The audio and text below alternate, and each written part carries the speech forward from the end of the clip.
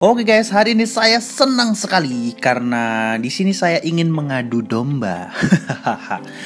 Ya, kita akan mengadu domba kedua smartphone yang merajai pasar di Indonesia, yaitu ada Oppo dan Realme yang ngakunya ini adik kakak ya. Service centernya aja satu.